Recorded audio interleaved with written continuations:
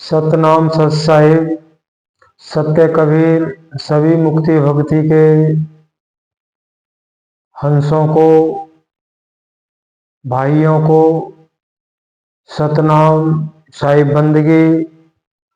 आज सतगुरु कबीर साहिब अपनी सत्यवाणी प्राचीन मूल ग्रंथ बीजक रमैनी नंबर 65 के माध्यम से मुक्ति भक्ति के जिज्ञासुओं को उपदेश कर रहे हैं।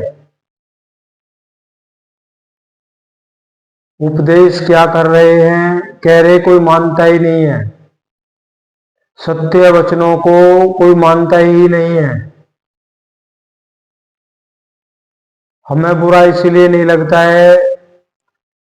पिछली रमैनी नंबर 64 में किसी ने कमेंट करके कहा, आप का ये जो ज्ञान है ये कचड़ा है, इसे मत बांटो।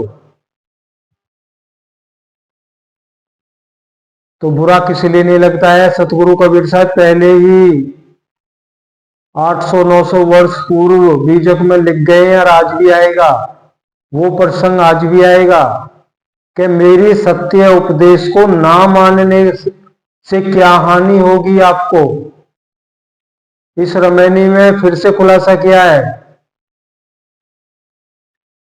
आपकी अपनी अकल बुद्धि अपने विचार हैं, सतगुरु कबीर साहिब के सत्य उपदेश को कचड़ा बोले, झूठी वानियां बोले, कुछ भी कह सकते हैं आप।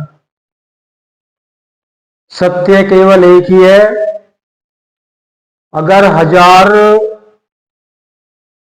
लोग अगर इस सत्संग के माध्यम से सतगुरु कबीर साहिब की वाणियों को सुनते हैं तो पहले भी बताया गया है, 1 या 2 मिनट सुन के बंद कर देते हैं। अगर पूरा भी सुने, 1000 व्यक्ति अगर पूरा भी वाणियों को सुने तो कोई अगर एक जीव हंस को विश्वास हो जाता है तो बहुत बड़ी बात है। अन्य लाखों में कोई किसी विरले को विश्वास होता है कि यही सत्य उपदेश है। क्यों? हमारा झूठों से मन मान गया है, हमने अपना मन झूठों को दे दिया है। पिछले रमैनी में आया है। इसलिए सतगुरु कबीर साहिब की वाणियां हमारी समझ में नहीं आती है।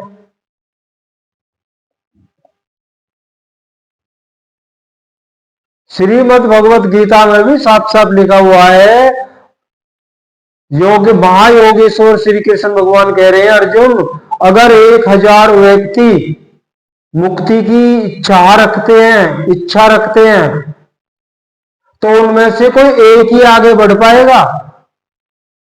और 1000 में से जब ऐसा कोई एक व्यक्ति आगे बढ़ने वाला मिलेगा तो जब वो ऐसे व्यक्ति जो आगे बढ़ने वाले जब 1000 हो जाएंगे तो उन 1000 में से ही एक पूर्ण अवस्था को पहुंचेगा, बाकी फिर बैठ जाएंगे। सत्य मेरे भाइयों इतनी आसानी से समझ में नहीं आता है। देर ना करते हुए रमैनी नंबर 65 को शुरू करते हैं। पहले शब्द लंबा है और रमैनी भी थोड़ी लंबी है। जो जिज्ञासु हैं, जो मुक्ति भक्ति जिनको चाहिए वो तो पूरी सुनेंगे। कोई ऐसा वचन आ जाएगा उनके अंतकरण में बैठ जाएगा कि वही बेड़ा पार कर देगा। विनती तो हम यही करते हैं, रमैनी को पूरा सुने। सतनाम सत्य कबीर रमैनी 65 सतगुरु का जिज्ञासुओं के प्रति सत्य उपदेश, ये शीर्षक है। अपने गुण को अब गुण करे, यह अभाग जो तुम न विचारो, तू जियरा बहुत दुख पावा, जल बिन मीनो कौन सच पावा। चात्रक जल हल आसे पासा, स्वांग धरे भव सागर की आशा। चात्रक जल हल भरे जो पासा, मेघन बरसे चले उदासा। राम नाम है निज सारा, और झूठ सकल संसारा। हरि उतंग तुम जाति पतंगा, यम घर कियो है जीव को संगा। किंचित है सपने निध पाई, हिये ने समाए कहो धरो छिपाई। हिये ने समाए छोड़ी नहीं पारा, झूठा लोभ किछो न विचारा, सुमिरति कीने आप नहीं माना। तरवर तर छर छार हो जाना, जीव दुर्मति डोले संसारा। ते नहीं सूझे वार न पारा, अपने गुण को अब गुण करे। यह अभागा जो तुमने विचारे, साखी है अंध भया सब डोले, कोई न करे विचार। कहा हमार माने नहीं, कैसी छूटे भरम जार। बड़ा ही सुंदर सतगुरु कबीर साहिब का शब्द है और बहुत ही सुंदर साखी है। अंध भया सब डोले कोई न करे विचार, कहा हमार माने नहीं कैसे छूटे भरमजार। जब तक सतगुरु कबीर साहिब के सत्य उपदेश को नहीं मानोगे, भरमजार से नहीं छूट सकते। आपकी अपनी बुद्धि है, अपने विचार हैं, आप जो बोलना चाहें आप बोल सकते हैं। बुरा वो मानता है जिसको पता ही नहीं होता है। सतनाम कड़वा लागे मीठा लागे दाम, दुविधा में दो गए माया मिली ना राम। आइए अब टीका की तरफ चलते हैं। अगर टीका नहीं की हुई होती बीजक के अंदर, शब्द से कुछ पल्ले ही नहीं पड़ता आज तक किसी को भी। किसी भी गुरु को, गुरु जो बने बैठे हैं उन गुरुओं को भी कुछ नहीं पता चलता। टीका सतगुरु कबीर साहब ने टीका करवा दी है बीजक की, और नहीं तो पता ही कुछ नहीं चलता। अभी शब्द पढ़ा गया है तो बहुत बहुत कम समझ में आता है, और वो ही समझ पाते हैं जो टीका एक बार बीजक को पढ़ चुके हैं। वही शब्दों से कुछ पकड़ पाते हैं, और नहीं तो कुछ भी नहीं पकड़ा जाता शब्दों से।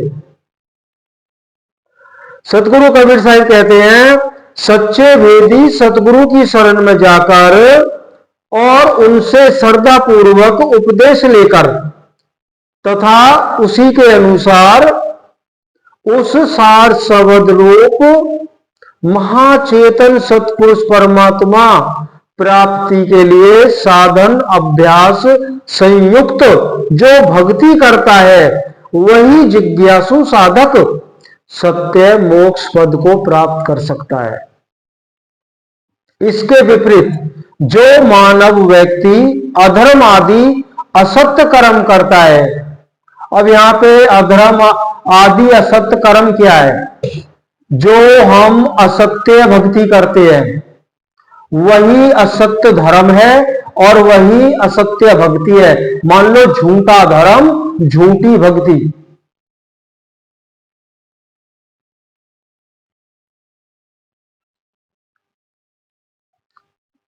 कह रहे हैं असत्य कर्म करता है वह काल कवलित होकर बार बार संसार में आता जाता अर्थात अनेक प्रकार की 84 लाख योनियों में भ्रमण करता हुआ जन्मता मरता रहता है।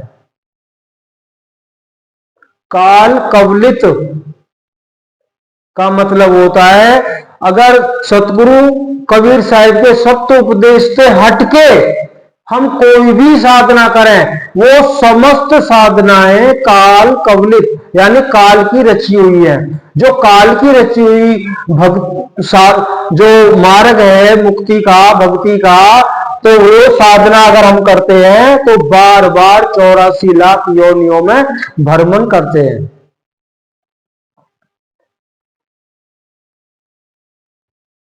कह रहे हो भ्रमण करता हुआ जन्मता मरता रहता है। इसीलिए सतगुरु ने सदोपदेश दिया है। किंतु अब सतगुरु कबीर साहब ने तो सत उपदेश दिया है। कह रहे किंतु संसार में बहुता कतिपय लोगों का कहना है कि वेदोक्त यज्ञादि कर्म तथा देवी देवताओं की उपासना से भी इस लोक का तथा परलोक स्वर्ग आदि लोकों के सभी सुख की प्राप्ति हो सकती है। तो देवी तथा देवताओं की उपासना क्यों नहीं की जाए? बहुत लोगों का ऐसा कहना है। बहुत से सत्संगों में गुरु साहिबान ऐसा आपको कहते नजर आएंगे कि आपका लोक भी सुधरेगा, आपका परलोक भी सुधरेगा। जहां लोक और परलोक सुधरने की बात आती है तो वहां वही काल कवलित भक्ति है। यहां तो हमें कुछ सुधारना ही नहीं है, यहां से तो नाता तोड़ना है। जिस घर से हमें नाता तोड़ना है, जिस घर से हमें जाना है, तो उस घर की देखभाल क्यों? उस घर के साथ में मोह ममता क्यों?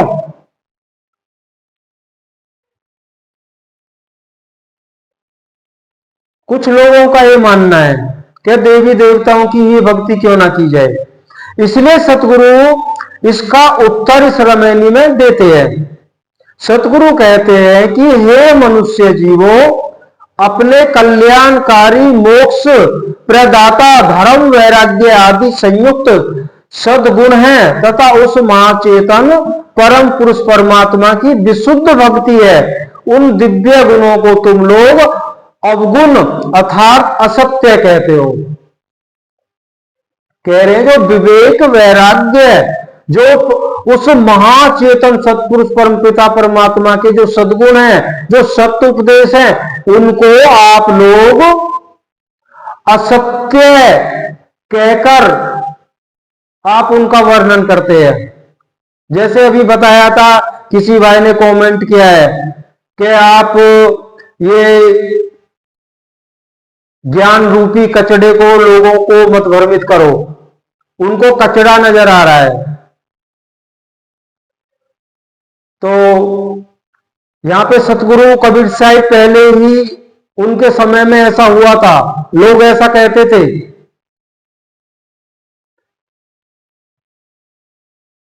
तो उनको असत्य कहते हो, इसलिए तुम लोग उसका अनुष्ठान नहीं करते हो, यही तुम्हारा अभाग्य है।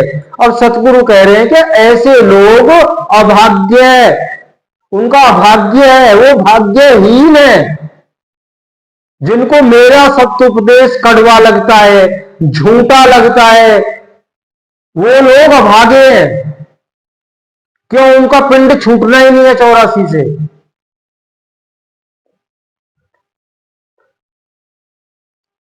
कह रहे ये उनका भाग्य है कि जिसका तुम लोग विचार नहीं करते हो।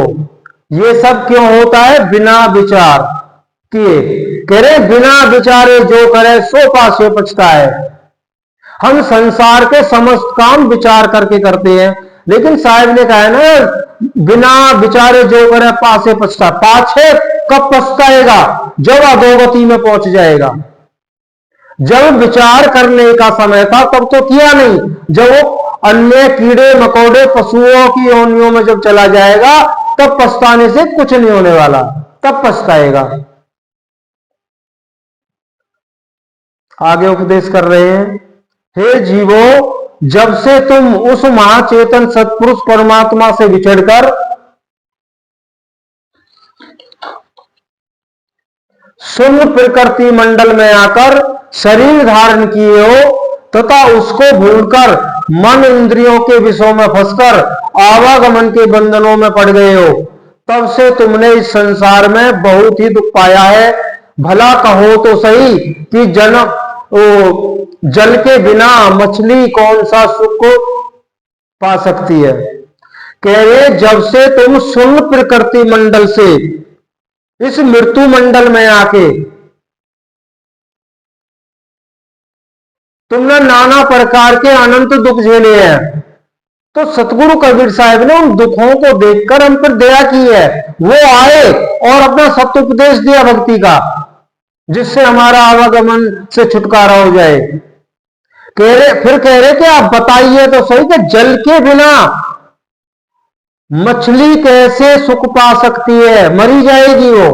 ऐसे ही कह रहे हैं साहिब, वो सार शब्द स्वरूप मां चेतन सत्पुरुष परमात्मा और तुम स्वयं विदेश स्वरूप हो, वो आपके अंशंग होते हुए तो बगैर उसके तुम कैसे जीवित रहोगे, कैसे सुख पा सकते हो? अगर मछली पानी से अपने आप को अलग कर ले तो कैसे सुख पा सकती है वो? अगर वो पानी को वो सोचे ये कोई और चीज है, वो पानी से ही अलग हो जाए, जबकि पानी उसके अंग संग है। तो परमात्मा हमारे अंग संग है, वो सतगुरु कभी हमारे अंग संग है। हम उनसे अलग रह के कैसे जीवित रहेंगे, कैसे सुख पा सकते हैं? कदापि नहीं।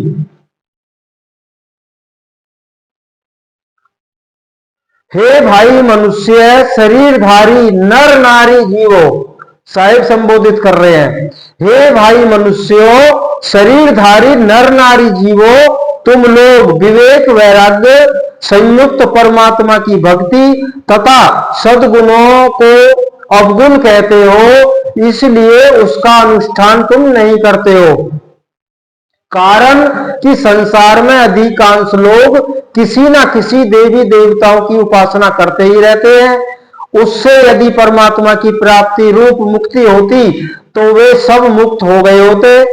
इससे स्पष्ट है कि जब तक जीव उस परमानंद सागर महाचेतन परम पुरुष परमात्मा में विहार नहीं करेगा, तब तक परम सुख रूप मोक्ष रत्न की प्राप्ति नहीं हो सकती है।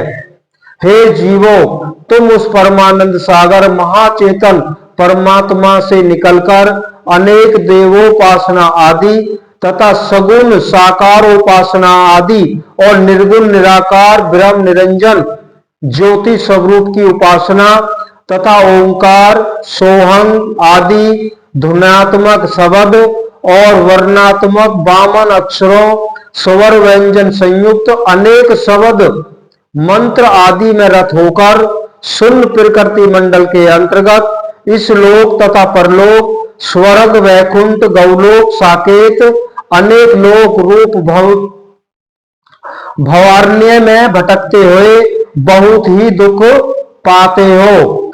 सच है, जल के बिना मछली किसी भी व्यवस्था में सुख नहीं प्राप्त कर सकती है। वैसे ही उस महाचेतन सार शब्द परमात्मा के बिना किसी भी प्रकार की सत्य सुख जीव नहीं प्राप्त कर सकता है। संसार रूप संतप्त मरुभूमि में विचरण करते रहने से त्रिताप से छुटकारा नहीं हो सकता है।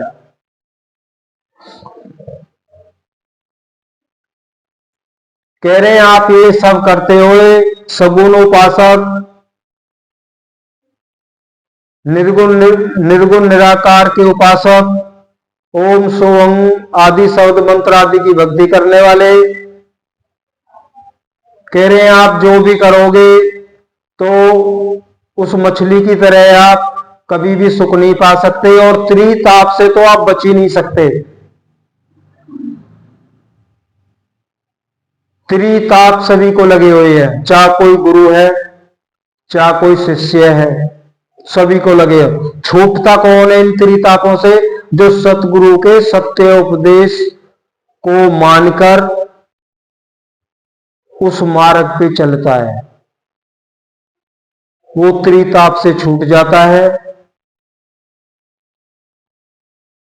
आगे, जैसे चातक अर्थात पपिया पक्षी के पास में गंगा यमुना आदि तरंग युक्त जलाशय भरा रहता है, बड़ा ही सुंदर उदाहरण देके समझा रहे हैं साहिब, तो भी उसका जल ना पीकर स्वाति नक्षत्र जल बिंदु की आशा में पिया पिया करता रहता है। वैसे ही चातक रूप अज्ञानी जीव के पास अर्थात जहां उसका मूल स्थान है वहां पर उसके निरंतर आगे विद्यमान अर्थात विराजमान महाचेतन सार शब्द परमात्मा होता हो भी उसका भेद नहीं जानते हैं। इसी कारण संसारी लोग देवी देवताओं की उपासना से मुक्ति की आशा करते रहते हैं और अनेक प्रकार के पशु पक्षी आदि शरीर रूप स्वांग धारण कर दुख भोगते रहते हैं। कह रहे हैं जैसे चातक या चात्रिक पक्षी होता है, उसके नीचे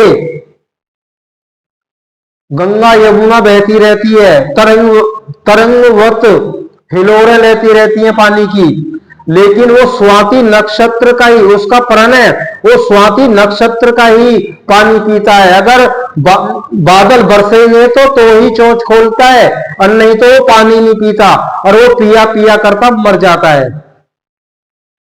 पास में गंगा जमुना बहती है फिर भी वो प्यासा मर जाता है। कह रहे ठीक उसी तरह तुम भी ऐसे ही प्यासे मर जाओगे। क्यों? तुम उस सार शब्द महाचेतन परमात्मा को तो खोजते नहीं, जो तुम्हारे सबसे अगर कोई नजदीक है तो वो परमात्मा है। इस शरीर से भी नजदीक वो परमात्मा है। क्यों?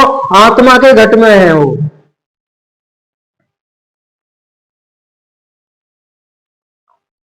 कह रहे ऐसे ही मरोगे जैसे चात्रिक पक्षी जो होता है वो पास में पानी होते हुए भी वो प्यासा ही मर जाता है। ना बारिश होगी और ना प्यास उसकी मिटेगी। ऐसे ही ना हमें परमात्मा मिलेंगे, क्यों? परमात्मा को हम खोजते नहीं है जो सामने है और आशा करते हैं हम भक्ति के माध्यम से जो है परमात्मा मिल जाएंगे, तो ऐसे ही मर जाएंगे उस पक्षी की तरह। कह रहे चातक पपिया के पास में जो तरंग युक्त वह जलाशय भरा रहता है, किंतु वह उसका जल ना पीकर स्वाति जल की आशा करता है, परंतु मेघ के न बरसने पर उदास अर्थात निराश होकर ही वह चातक चला जाता है। वैसे ही देवी देवताओं की उपासना से मुक्ति नहीं मिलने पर जीव भी उदास अर्थात निराश होकर मुक्ति प्राप्त किए बिना ही जन्म मरण रूप संसार में चला जाता है। कह रहे हैं ना साकारो सगुण साकार के उपासक, निर्गुण निराकार के उपासक, देवी देवताओं के उपासक, मूर्ति तीर्थ व्रत आदि करने वाले, कह रहे सभी उस चातक पक्षी के द्वारा इस संसार से निराश जन्म मरण आदि भवसागर में चले जाएंगे। जैसे चातक पक्षी निर्मल जल से भरा जलाशय के पास रहता है, परंतु उस जलाशय का सुलभ जल नहीं पीता। जो जल आसानी से उसको मिल सकता था, उस जल को नहीं पीता है। सुलभ जल, ऐसे ही सतगुरु कबीर साहब की वो सुलभ भक्ति है, बड़ी आसानी से मिल जाती है, लेकिन हमारे विचार नहीं करने से हमें वो असत्य नजर आती है। जहां सतगुरु कबीर साहब के वचनों को असत्य मान लिया तो समझ लीजिए जब तक चांद और सूरज है, मुक्ति की आशा छोड़ दो। जिसके घट में ये विचार आ गया,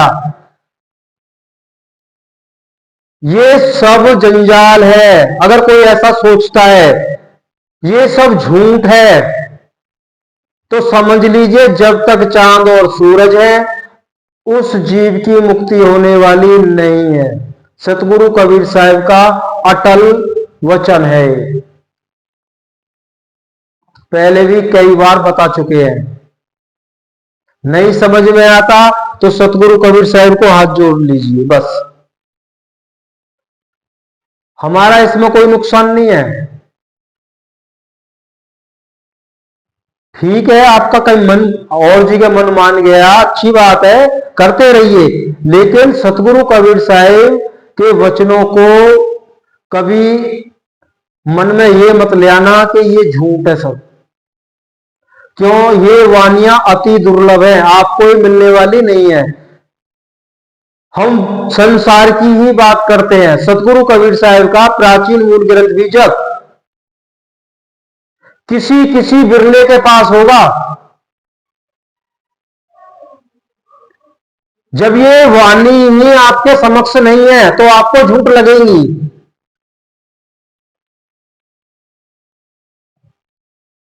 कह रहे जैसे चातक पक्षी निर्मल जल से भरा जलाशय के पास रहता है, परंतु उस जलाशय का सुलभ जल नहीं पीता, और स्वाति नक्षत्र के मेघ से बादलों के बरसने वाला जल की आशा में दुखी रहता है।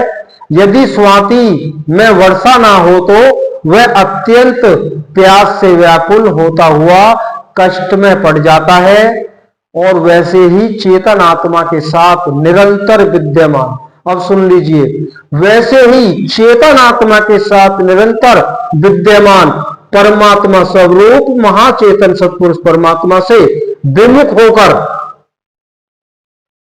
विमुख होकर अलग होकर या मुंह फेर लेना अज्ञानवश मनुष्य जीव अनेक प्रकार के स्वांग भेष बनाकर सुख की आशा से देवी देवताओं की उपासना करता है। वह अनेक सुर नर पशु पक्षी आदि योनियों में विविध प्रकार के शरीर धारण करता हुआ कभी सुख अधिक और कभी दुख अधिक रूप भवसागर में प्राप्ति की आशा से ही नट की तरह नाचता ही रहता है, अर्थात अनेक योनियों में जन्म मरण आदि दुख में पड़ा ही रहता है।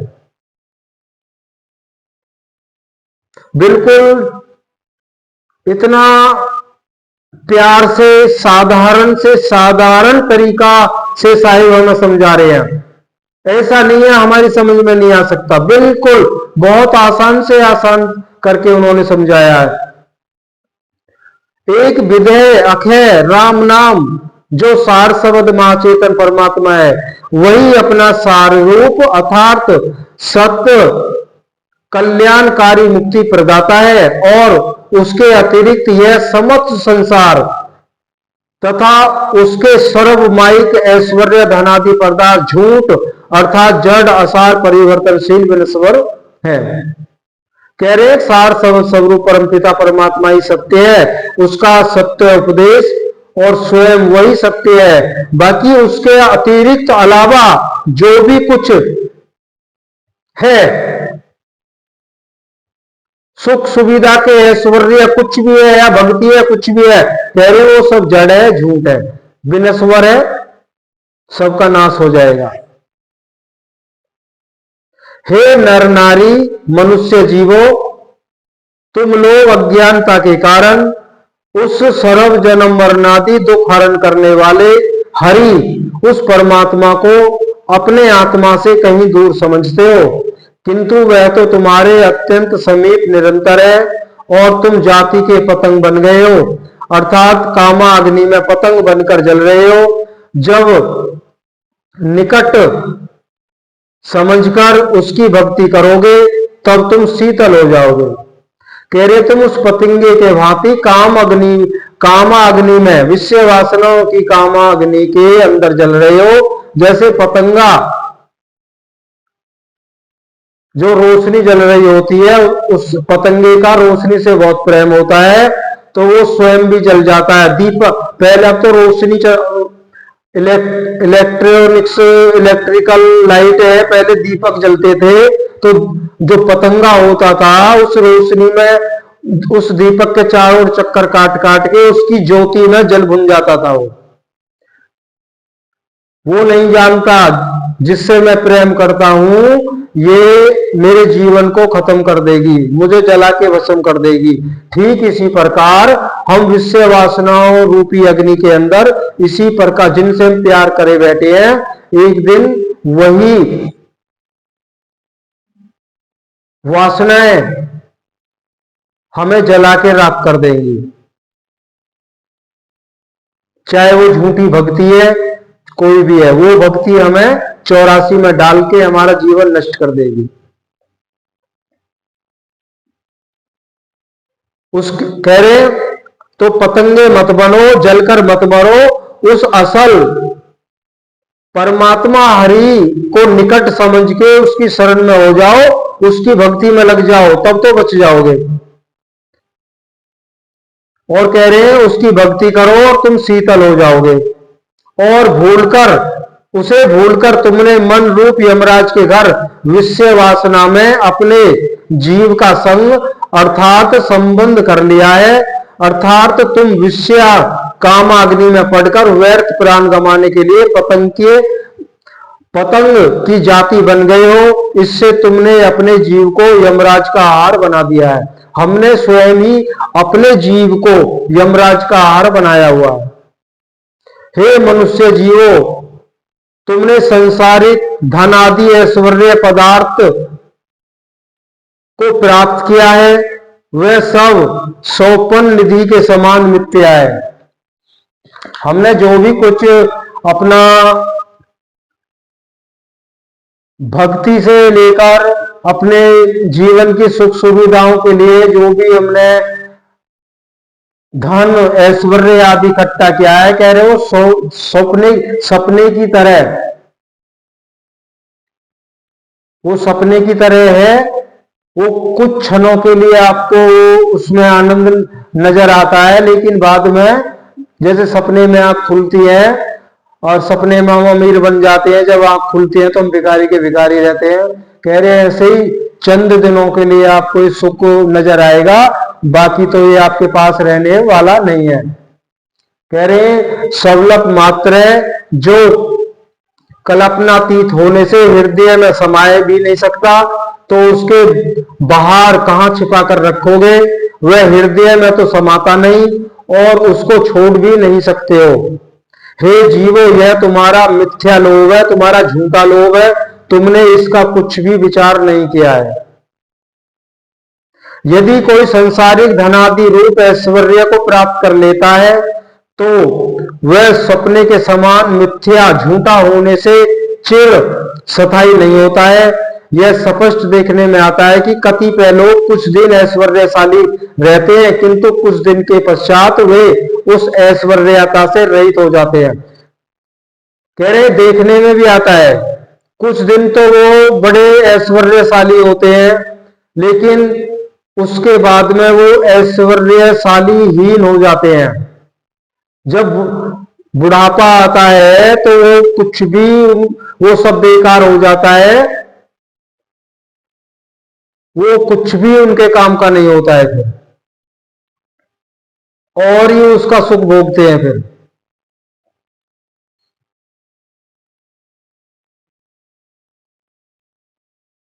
कह रहे हैं जिन मनवादी स्मृतियों ने धर्म और अधर्म इन दोनों का स्थापन किया है, अर्थात अहिंसा और हिंसा आदि दोनों का वर्णन किया है कि अन्य जगह तो अहिंसा का पालन करना ही चाहिए, अतः किसी भी प्राणी का वध नहीं करना चाहिए, किंतु देवी देवताओं के नाम से यज्ञों में और पितरों के दिनों में उनके श्राद्ध के नाम से पशु आदि प्राणियों का वध करना अर्थात बलि देने में भी कोई हिंसा आदि अधर्म नहीं है, ऐसा मानते हैं।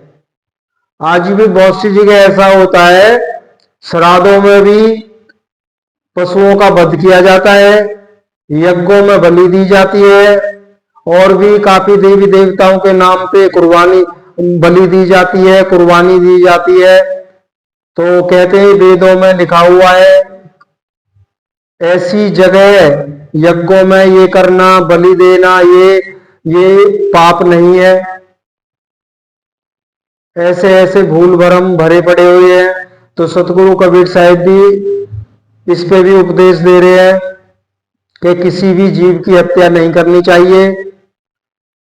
इसलिए सतगुरु कहते हैं कि मनुष्य जीवों, आप लोगों ने उन हिंसा युक्त स्मृति वचनों को असत्य बंधन में डालने वाले दुखदायी नहीं माना है, किंतु सत्य मान लिया है।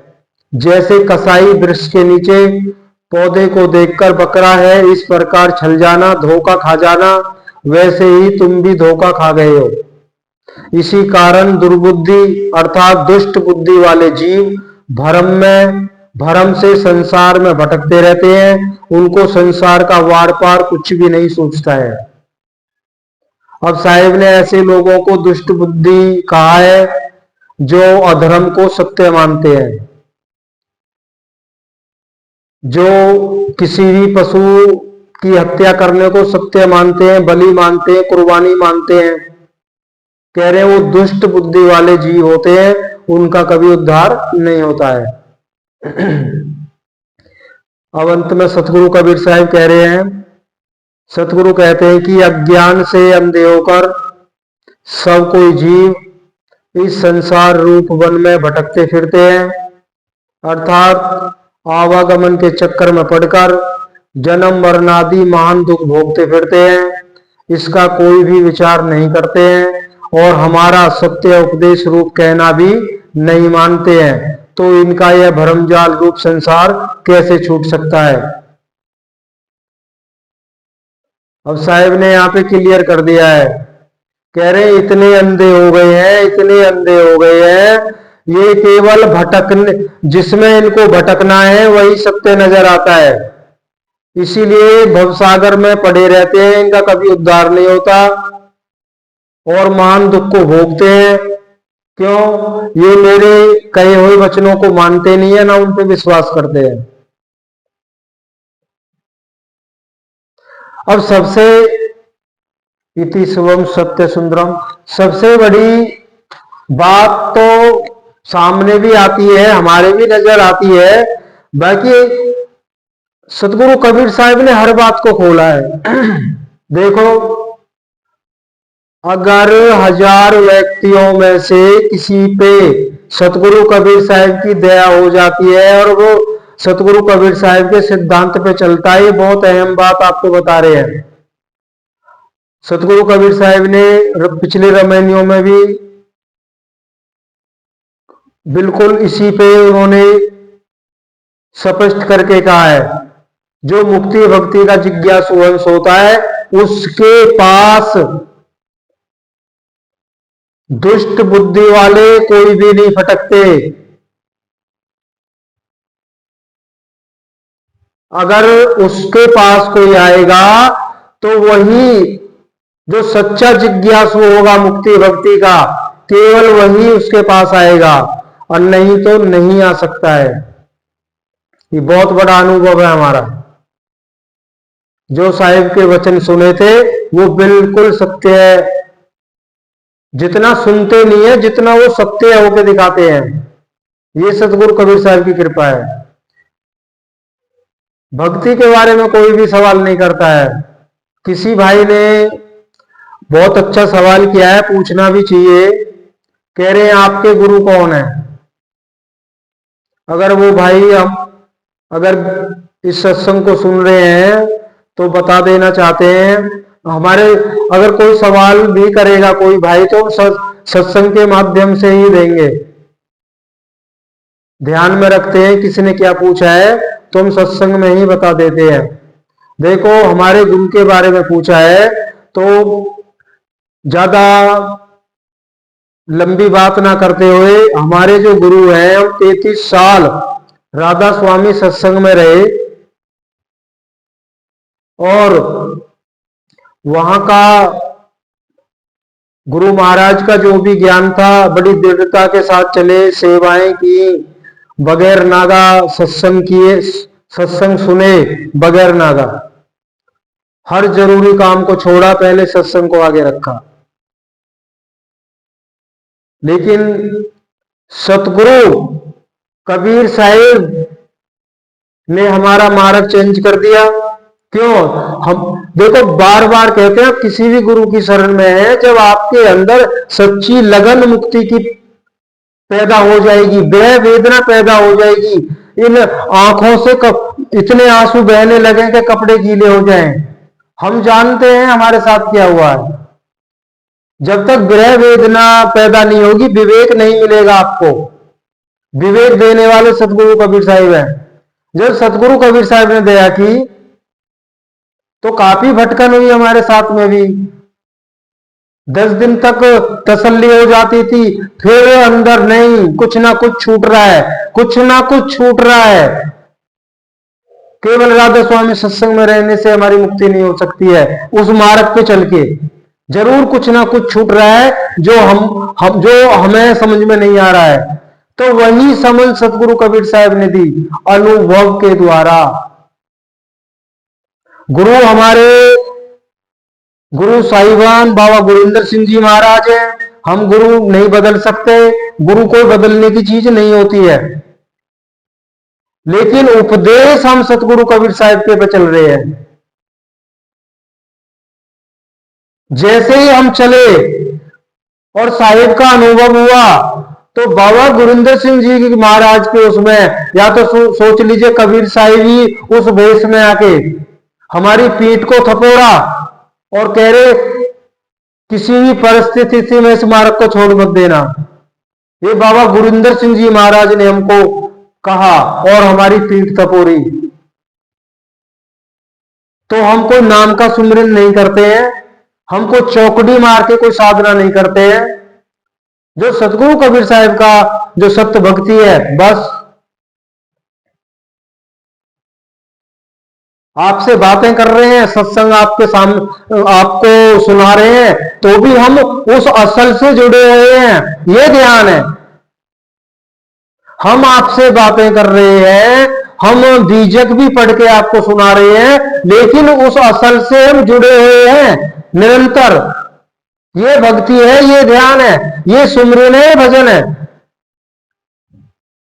बस आज इतना ही। सतनाम सत साहिब सत्य कबीर।